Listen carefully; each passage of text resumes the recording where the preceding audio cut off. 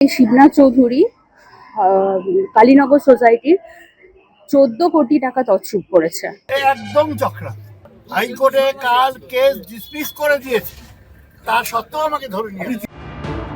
নদিয়ার কৃষ্ণনগর শহর তৃণমূলের প্রাক্তন সভাপতি শিবনাথ চৌধুরীর বিরুদ্ধে কোটি কোটি টাকা আর্থিক তছরূপের অভিযোগ করলেন তৃণমূলেরই এক মহিলা কর্মী। তাকে গ্রেপ্তার করল কোতোয়ালি থানার পুলিশ। পাম্প চালিয়ে উঠছে বিল, কেএসবি পাম্প বাঁচায় বিদ্যুৎ, বিলের প্রবলেম গেল। বিদ্যুৎ সাশ্রয়কারী জার্মান টেকনোলজিতে তৈরি কেএসবি পাম্প। পয়সা বাঁচাও, টেনশন ভাগাও। 2013 থেকে 2021 পর্যন্ত কালীনগর গভর্নমেন্ট কলোনি সমবায় সমিতির চেয়ারম্যান ছিলেন শিবনাথ চৌধুরী। ওই সমবায় সমিতিরই সদস্য নন্দিতা ঘোষ। দায়িত্বে থাকাকালীন শিবনাথ চৌধুরী সমবায় সমিতির 14 কোটি টাকা নয়ছয় করেছেন বলে অভিযোগ করেন নন্দিতা। হাইকোর্টে মামলাও করেন মহিলা তৃণমূল কর্মী। এখনও সেই মামলা চলছে। এর পাশাপাশি বৃহস্পতিবার কোতোয়ালি থানায় শিবনাথ চৌধুরীর বিরুদ্ধে টাকা তছরূপের অভিযোগ করেন নন্দিতা। তদন্তে নেবে শুক্রবার তৃণমূল নেতাকে গ্রেপ্তার করে পুলিশ। অফিসাররা ভয় পায়, ওই জন্য অফিসাররাও কোনো ব্যবস্থা নিতে পারেনি, যার জন্য আমি হাইকোর্টে রিট করেছিলাম। এবার প্রশাসন ব্যবস্থা নিয়েছেন ওনার, এতে আমি খুব খুশি হয়েছি। শিবনাথ চৌধুরী ওখানকার ওই কালীনগর সোসাইটির চেয়ারম্যান ছিলেন, তো সেই সময় থাকাকালীনই উনি এই টাকাটা তছরূপ করেছেন। রাজনৈতিক চক্রান্ত কিছুটা তো বটেই। আমার বিরুদ্ধে কেস কাভারি হচ্ছে, আমি কেস কাভারি করেছি।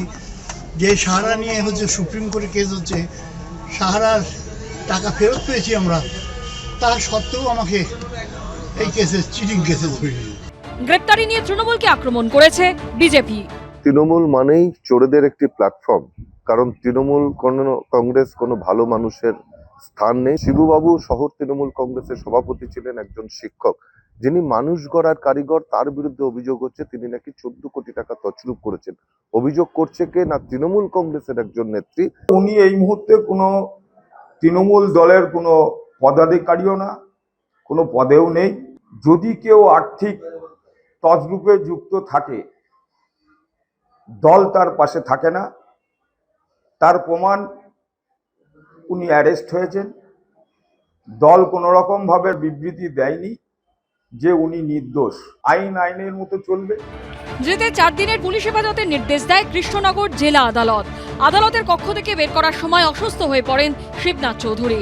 তাকে কৃষ্ণনগরের একটি বেসরকারি নার্সিংহোমে ভর্তি করা হয়েছে। প্রদ্যুৎ সরকারের রিপোর্ট, এবিপি আনন্দ, নদিয়া।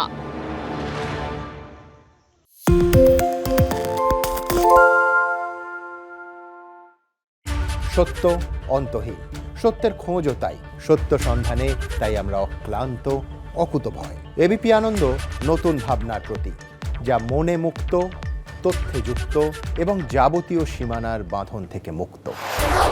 সীমা না শব্দটির মধ্যে লুকিয়ে আছে মানা শব্দটি, যেন চোখ রাঙানি এক অদৃশ্য বেড়াজাল, যা আটকে রাখে আমাদের এক ছোট্ট গণ্ডির মধ্যে। একমাত্র সঠিক খবরই গড়ে তুলবে এক মুক্ত সমাজ। সেই জগৎ গড়ার লক্ষ্যে কোনো সীমানার ঠুকুটি আমরা মানব না।